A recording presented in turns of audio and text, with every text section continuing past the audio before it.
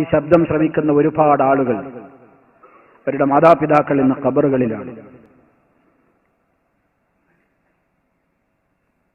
അല്ലാഹു എല്ലാവരുടെയും ഖബറുകൾ സന്തോഷം കൊണ്ട് നിറക്കുമാറാകട്ടെ, സ്വർഗത്തോപ്പാക്കി അനുഗ്രഹിക്കുമാറാകട്ടെ. നമുക്ക് വേണ്ടി പ്രയാസം സഹിച്ച നമ്മുടെ മാതാപിതാക്കൾ, മരണാനന്തരവും പ്രിയമുള്ളവരെ നമുക്കവരോട് കടമയുണ്ട്. നമ്മൾ ഒരിക്കലും വിചാരിക്കേണ്ടതില്ല ഉമ്മയുടെയും ഉപ്പയുടെയും കാലം കഴിഞ്ഞ് അവരൊക്കെ പോയി, ഇനി എന്റെ കടമ തീർന്നു എന്നാരും വിചാരിക്കേണ്ടതില്ല.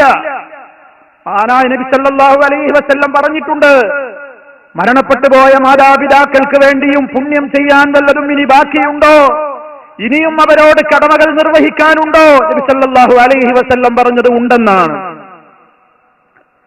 അവർക്ക് വേണ്ടി എപ്പോഴും പ്രാർത്ഥിച്ചുകൊണ്ടിരിക്കുക,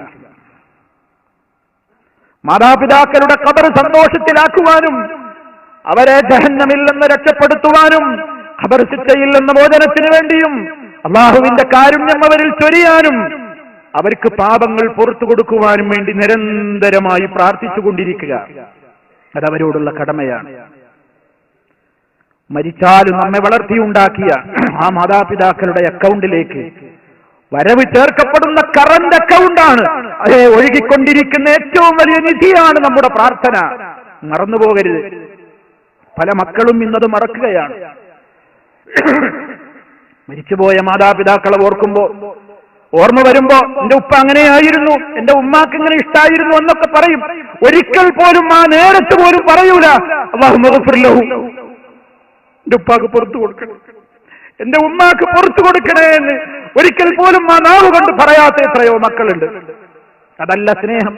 സ്നേഹം നീ അവർക്ക് വേണ്ടി പ്രാർത്ഥിക്കലാണ്. ആ പ്രാർത്ഥനയിൽ ഒതുങ്ങരുത്. അവരെ മറമാടിയ ഖബറുകൾ നിനക്ക് കിട്ടുമെങ്കിൽ എപ്പോഴെങ്കിലും ഒന്ന് പോയി സിയാറത്ത് ചെയ്യണം, എപ്പോഴെങ്കിലും ഒന്ന് പോയി സിയാറത്ത് ചെയ്യണം. അവരുടെ ഖബറിന്റെ സമീപത്ത് പോയാലും ഇല്ലെങ്കിലും എപ്പോഴും പ്രാർത്ഥിച്ചുകൊണ്ടിരിക്കണം, റബ്ബി ഗ്ഫിർലി വലിവാലിദയ്യ വറബ്ബിർഹംഹുമാ കമാ റബ്ബയാനി സഗീറ.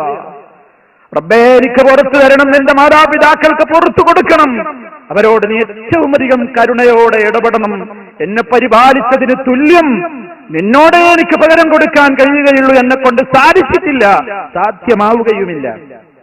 അവർക്ക് വേണ്ടി പ്രാർത്ഥിക്കുക, എപ്പോഴും പ്രാർത്ഥിക്കുക. 5 നേരവും പ്രാർത്ഥിക്കണം മക്കളെ, 5 നേരവും പ്രാർത്ഥിക്കണം.